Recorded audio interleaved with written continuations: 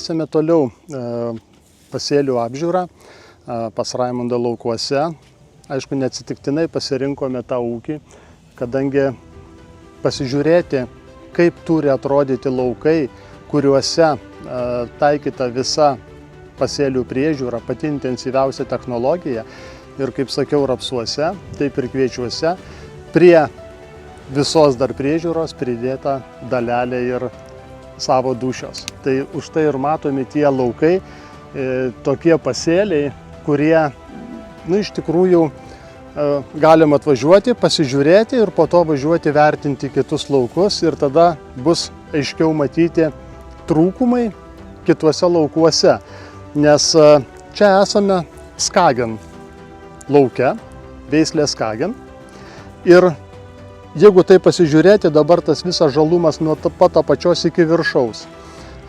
Skagen veislė, augimo reguliatoriai, kurie panaudoti laiku, tinkamai ir matome, kad jau viskas yra išplaukėję, jau reiškia grūdo mezgimas. Matosi, jau reiškia, kiek yra grūdelio, 1/3 jau yra grūdo.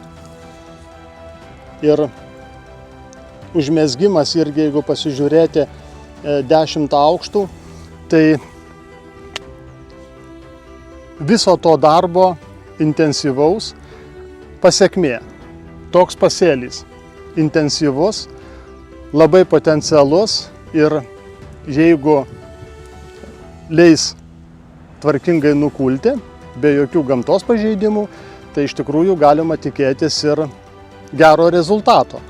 Bet kad pasiekti tokį rezultatą tikrai reikėjo įrodyti darbu ir įdėti labai daug darbo.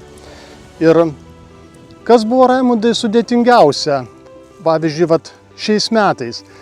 Ir ar gamtos kažkokie tai reiškiniai, kas trukdė atlikti darbus, ar tiesiog jūsų tas užsispyrimas, kaip jūs išlaikote tą tokį intensyvumą ir suspėjate atlikti visus darbus laiku, apie kuriuos kalbame.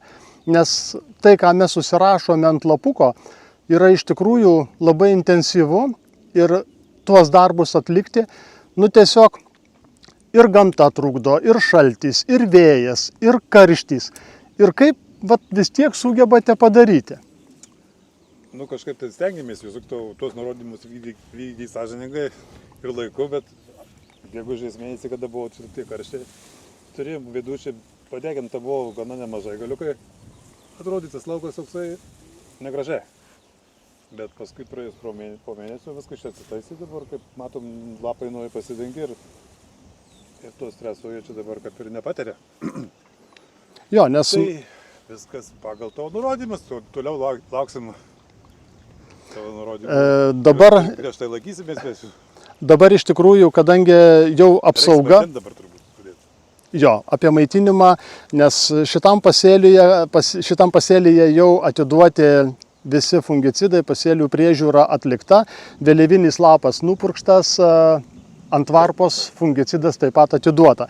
Tai tie dar, kurie turite iš tikrųjų pasėlius ir nėra atliktas purškimas ant varpos, iš tikrųjų susimastykite ir nepalikite be apsaugos, kadangi drėgmės yra ir jos dar vis nusimato, kad turėtų lietus ir palyti. Iki kūlimo dar yra laiko ir tikrai neišlaikysime švaraus gražaus pasėlio. Tad jį reikia atlikti. O šitam pasėlyje, tai Raimundai belieka, tik reiškia užsitaisyti dar papildomą pamaitinimą ir kad padidinti baltymą kviečiuose, tai oro sąlygos geros, drėgmės yra, augalas visiškai nestresuojantis, lapeliai nėra pasisukę, jie sodrūs, pilnai atsidengia ir tikrai priims su malonumu purškiamą kalį, kuris yra labai svarbus, tai yra galima sakyti, transportas visame augale maisto medžiagų nešime, plus augalo aprūpinimas vandeniu. Šiuo metu augalui labai to reikia, nes vyksta grūdo pildymas. Kalis duodamas kartu, reiškia, jau yra mišinuke su siera, tai padidinti iš karto baltymų sintezei, tai reikalinga aktyvi fotosintezė, kas aktyviau gamins baltymą ir galimybė yra šiek tiek padidinti kviečių baltymą. Kartu karbamido pridėti tarp 10-20 kg į hektarą. Aišku, dar vienas momentas, į ką tikrai reikia atkreipti dėmesį, kai pradeda pildytis varpus grūdais, iškart amarai. Atsiranda problemėlė ir visos viršūnėlės tiesiog labai tų kenkėjų mėgstamos kviečių viršūnėlės, nes pradeda pildytis pieninėje brandoje, yra pats skaniausias maistas. Tai darant purškimą, nepamirškite uždėti apsaugos ir nuo amarų. O palinkėčiau tik gero sklandaus kūlimo. Tai dabar tas laikas, kada mums čia pradėti tą darbą? O tą darbą dabar iš tikrųjų pradėti taip. Skagane dar matosi, kad yra truputėlį laiko, nes grūdo vienur dar tik truputėlį pradeda pildytis. Jisai yra nužydėjęs, bet per anksti atiduoti iš tikrųjų nereikėtų. Reikia sulaukti, kada jisai eina į grūdo užpildymą jau, bet turi būti pieninė branda.